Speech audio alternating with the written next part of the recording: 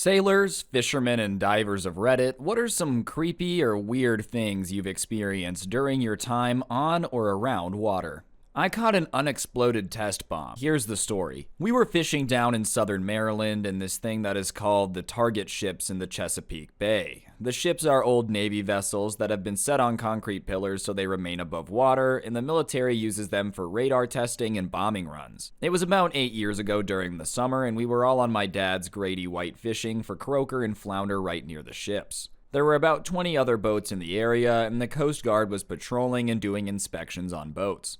Sure enough, the Coast Guard pulls up to my dad's boat, and they're on a big vessel with 15 trainees. The officer and a trainee get onto our boat and are performing the inspection with the help of my dad, when suddenly my rod gets very heavy. The officer stops his inspection and says, "Go ahead, son, reel it up. Let's see what you got." So I reel and reel and reel, and to all of our amazement, I caught an unexploded test bomb. The best way I can describe what it looked like is a cylindrical diamond shape with neon green stabilizers, about 12 to 14 inches long and 4 inches in diameter at its thickest part. Well, now, the officer, the trainee, and the entire boat of Coast Guards have just witnessed what I brought out of the water. The trainee on our boat leaps to his boat and they haul away with the sirens on, leaving the officer on our boat. And I'm ordered to freeze and not move. The Coast Guard gets on our VHF and tells all boats in the area to leave the target ships. And after about 20 minutes of me sitting there with this bomb on my line, the area is finally cleared and the officer orders my father to put the boat in drive, achieve a good beat of speed, and don't stop. So my dad does as he's ordered, puts the boat in gear, and we're rolling 15-20 knots away from the ship. The officer brings out a knife, cuts my line, and orders my dad to throttle the boat and get away as fast as he can. Needless to say, it did not detonate when it hit the bottom of the bay. We took the officer, who was clearly shaken, back to his ship. I know it's hard to believe this story without proof, but we were unable to get a picture. We tried, but the Coast Guard was adamant about us getting out of there as quick as possible. I feel like it's maybe not the best idea that they let people be fishing here all the time if there's a bunch of unexploded ordnance in the water. But I can also say you had a pretty bomb day fishing, but What's up, guys? It's your boy Scrubby here, back again with another video. Hope you guys are having a great day. I know I am, and today we're going to be taking a look at some creepy, unexplained, insane stories from sailors and fishermen, baby. I just figured it would make a pretty fun video, so yeah, without further ado, let's go. We were doing a night dive, which is creepy enough on its own. Doing a wreck penetration on Wisconsin off Winthrop Harbor, Illinois.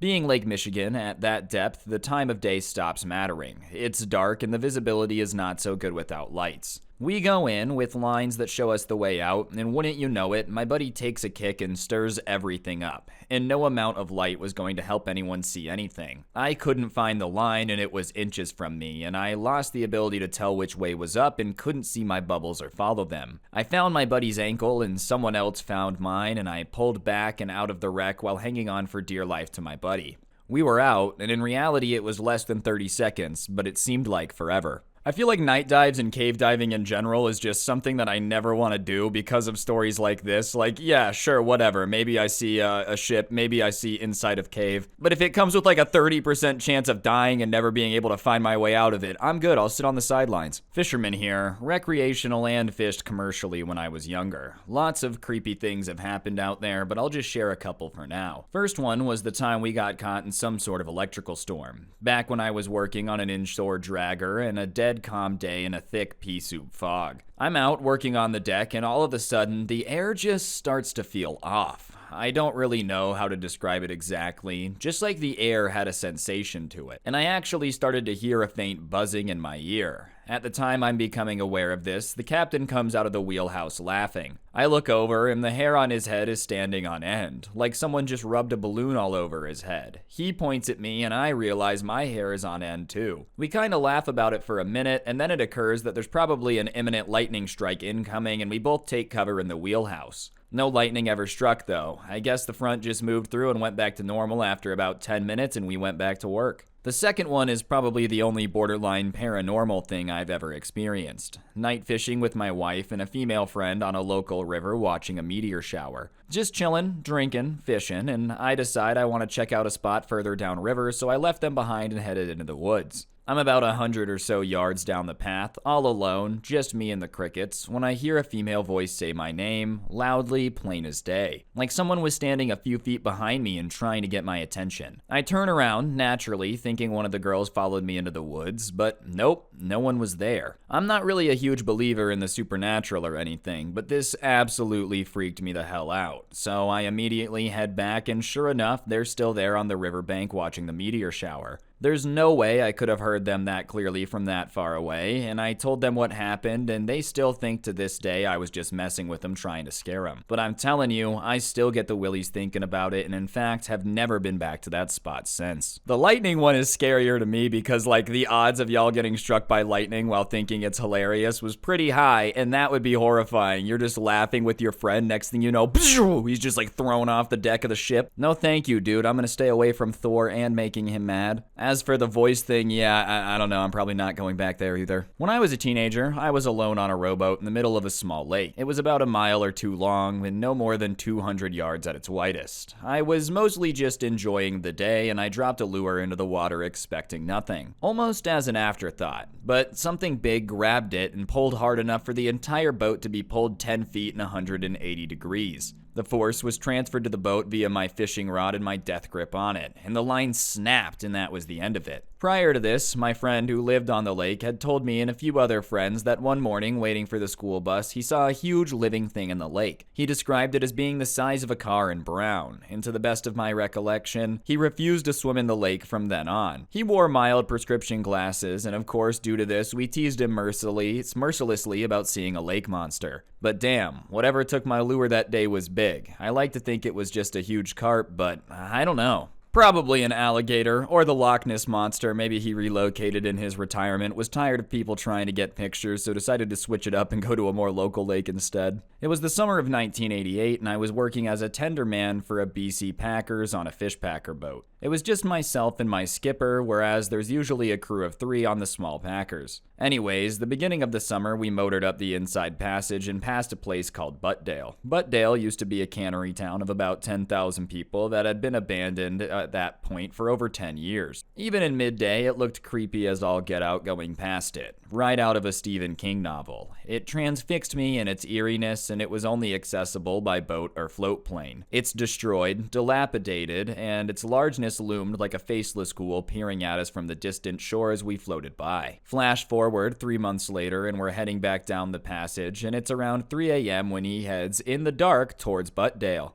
I'm perturbed about the situation, but say nothing to my skipper, because over the last several months I've learned to not like or trust him. He's a bad seaman and has made many bad decisions, putting our lives in danger. Saying anything to him was pointless, and I didn't want him to think I was scared of the dark or anything like that. I was out on deck with the bowline in hand, and he had the boat's floodlight fixed on the crapped out, dilapidated dock we were to tie up to when I got the weirdest feeling. For the first time that summer, and ever with him, I leaned into the wheelhouse window and asked if we could drop anchor instead of tying up to the dock. He looked at me weird and of course said, "No, I want to tie up." So I left off the boat, quickly tied up, and headed for my foxhole for the first time and locked my hatch. My skipper told me later that he heard me do this and realized I had never locked my hatch before, and we harbored up in some pretty sketchy places over the summer, so he got out of his bunk and grabbed a galley knife and slept with that. A couple hours later at daybreak, I untie the boat, and all is well, nothing went awry. As the boat is slowly motoring away from the dock, I'm at the stern, fetching some aged bacon out of a couple of coolers that we had back there when something caught my attention, and I look up to see 2 caveman-looking dudes staring right at me. They're about 30 feet away from me, and the 3 of us looked pretty startled, and I screamed to my skipper, "Richard, get out of here!"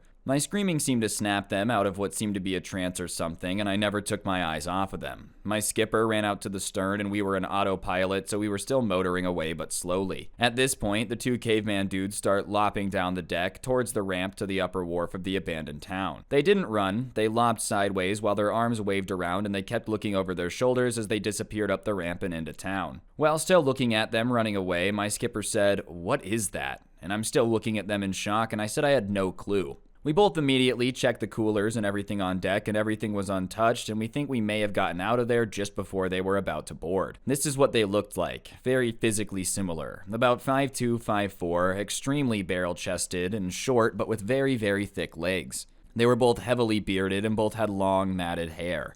Their faces were hard to detect even though they weren't far away when we saw them, especially when I looked up and saw them. But what I remember is they looked human, but like a caveman. One had black hair and the other was reddish brown, and they were wearing clothing that was extremely dirty and torn up jeans. I remember being able to see their hairy calves, they were so torn, and matching red and black ripped up logging jackets. That's my story, and it's 100% true. Oh yeah, some feral people up in here, dude, they're out there. The cavemen still roam the abandoned town. Seriously though, I don't know what's up with that.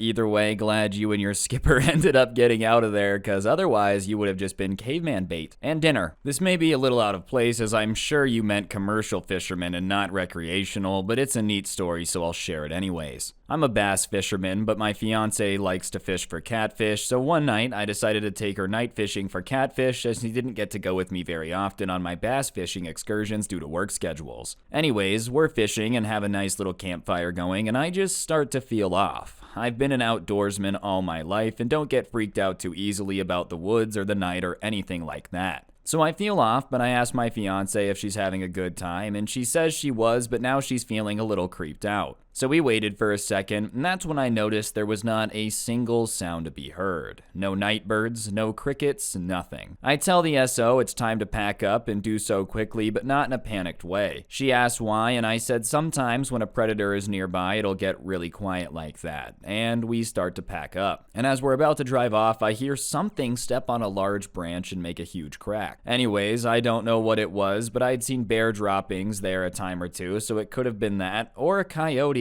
or it could have just been our minds playing tricks on us. Certainly nothing that I think was supernatural, but those things will definitely make you feel vulnerable. Stuff like this just always makes me remember, like, you know, us as humans, we love to pretend that we're invincible and like the top of the food chain, but it's because of our thumbs and the stuff we've invented. Like, if I ever had to really 1v1 an alligator or a bear, like, it's just over, bro. Like, what am I gonna do? But hey, at least I can play video games, right? I was a sonar operator on an Adelaide-class frigate. Whilst conducting exercises in the South China Sea, I detected a submerged contact not supposed to be in the area, and after failing to respond to communication attempts, the contact changed course and accelerated to 50 knots and left the area. Yeah, no thank you. I know the South China Sea is like one of the most hotly debated territorial conflicts going on right now. So many people say they own it. So many overlapping areas. The last thing I would want to do is be stationed on some Navy ship and have unknown submersible objects just flying around me, not identifying themselves. I sail on tall ships, and I sailed through a gap in a massive line squall once. Just a horizontal filing wall of very dark weather coming out us. We doused sail down to our storm sails because it looked like it was going to be seriously ugly. Then, it sounds ridiculous when I write it down, like an overdramatic story, but a gap opened up almost directly in front of us, and we sailed through it in this very eerie atmosphere of little gusts whipping at our sails, but nothing like the heavy winds we were expecting. The wall moved on behind us while we went back to calm airs, and not longer there wasn't a visible gap at all. This was Poseidon giving you a hall pass, you know, he's like, listen, I could be sending these dudes to Davy Jones' locker, but I'm just gonna let it fly this one time, alright? I would feel like a wizard, you know, straight up Harry Potter vibes if all of a sudden there was just a giant gap in like this huge, indestructible, insane looking storm coming my way. Like I said, I can't fight nature, bro. If it just opened up and let me through, I'd be like, yeah, I'm kinda magic. When I was a youngin', I convinced my mom to let me tag along with my dad and his mates on an overnight deep-sea fishing trip. Long story short, around midnight, my dad and I were looking out at the water in the middle of nowhere, and it was so dark there must not have been a star in the sky. So dark you couldn't tell where the sky began on the horizon, everything was black and quiet. After a while, he was like, do you want to go for a swim? And wanting to appear to be brave, I was like, sure. We both jumped in and just kind of floated there, and the sea was so calm it was surreal. It was so dark that I couldn't see my hand in front of my face, with hundreds of meters of pitch black sea underneath me, and I realized that this was the first time in my life that I felt scared, like deep down in my gut scared. I climbed back on our boat 100% fine, but I sometimes remember that feeling. Yeah, I just think the vastness of the ocean freaks me out a lot. Like, you're right, there's hundreds of meters of nothingness in every direction around you. Like, literally every direction. This was probably my creepiest moment underwater. I'm dive certified and now work professionally in that field. But when I was first starting off diving 10 years ago in the state of Maine, I had one pant crapping moment.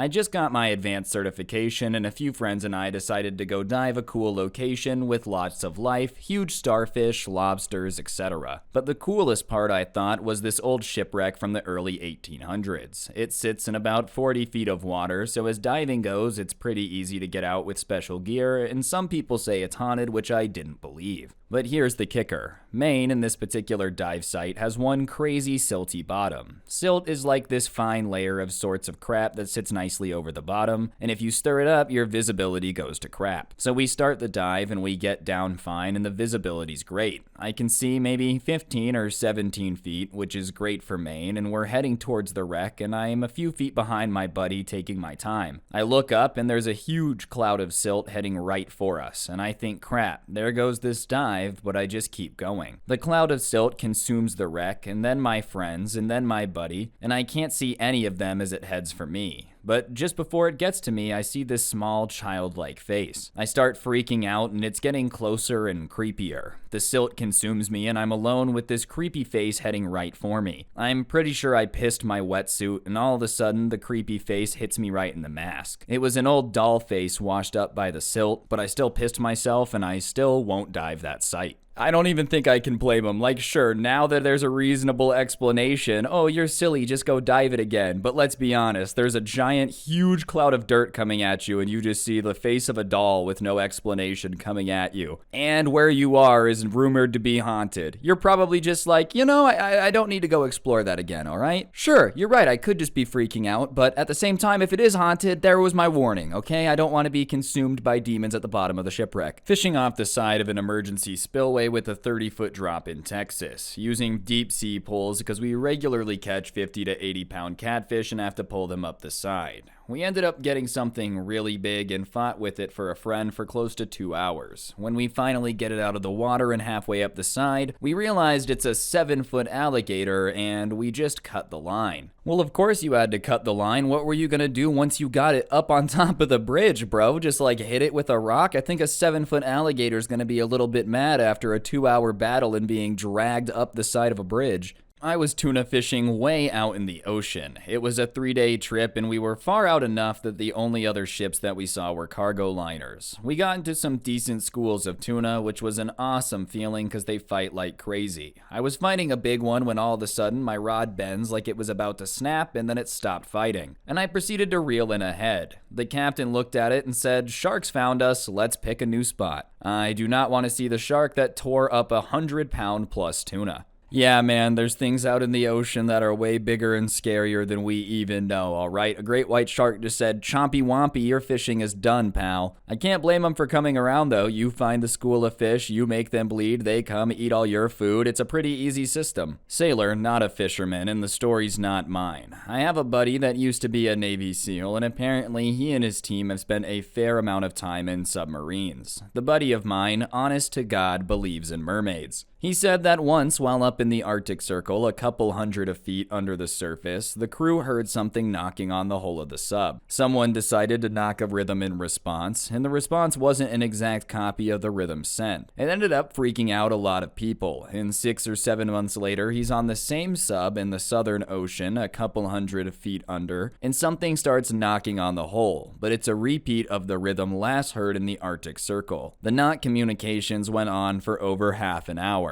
The guy swears that mermaids are real, and I just silently looked at him. I mean, listen, I'm not gonna say he's lying, I'm just saying how does he know it wasn't like somebody kicking the sub with their foot to mess with him, you know? I just feel like mermaids is a pretty large leap. Like, okay, there was knocking, so therefore mermaids are 100% a thing. When I was 13 or 14, my brother participated in fishing tournaments, so we had to train every weekend. And sometimes my dad and I went with him to nearby lakes and rivers. Neither my dad or I could catch fish, so it was usually really boring. We couldn't talk for hours, otherwise the fish got scared, and sometimes we had to stand in the pouring rain. This one time in September, my brother was fishing in this river bend in the middle of nowhere, and it was cloudy and thundering, and we were expecting rain soon. My brother had opted for a shorter fishing rod instead of the usual carbon fiber 6-meter one, and about 3 hours in, we saw a figure in the distance approaching. He looked like an adult man, dark jumper and jeans, and he carried what seemed to be a collapsible rod. The weird thing is he didn't have a basket or anything, just the rod. We watched as he positioned himself about 600 meters away from us and unfolded it to a full 7-meter rod. From the way it bent, I would have guessed it was carbon fiber, and he just stood there motionless. A few minutes later, a lightning bolt shot down from the sky and hit the rod, and we heard a noise like wood splintering or a gunshot. We rushed over to see if he was okay, and we found no one. Yeah, because he probably just got disintegrated by Mother Nature. I'm just saying, man, this entire video is here to remind you that lightning is more powerful than you, so is bears, so is the ocean, alright? Let's just not risk it. If you're going fishing and it's thundering, don't use a 7-meter rod or you're gonna get yeeted by Thor. I was launching my kayak off the beach to do some fishing and the waves were pretty rough, about 2 or 3 feet, so you have to time it right so you don't get hit by a breaking wave and possibly capsize. Well, halfway through the surf, a big school of bait comes by, being chased by spinner sharks. Now, spinner sharks aren't that big and scary, but they jump out of the water and spin, hence their name. So here I am, paddling through the surf in a kayak with dozens of sharks jumping all around me, praying one doesn't land in my kayak. I had a couple of close calls where they were within a few feet, but I make it out past the surf and ended up having a pretty good day of fishing. I love how calm he is about just a school of sharks literally flying out and doing helicopter movements right next to him. I would have been freaking out a little bit more, but hey, at least you had a good day of fishing. Anyways, guys, I think that's gonna do it for the video. Hopefully you enjoyed. If you did, I would really appreciate you taking a second to press the like button. Let me know what you thought in the comments section down below, and of course, subscribe if you're new and turn on those notifications. I do post these on Spotify with the audio version, so if you want to give that a listen without gameplay offline, whatever floats your boat, a link to that can be found down below. But yeah, on that note, guys, that'll do it. Don't get anyone pregnant. If you do, make sure they're hot. I'm out. Peace.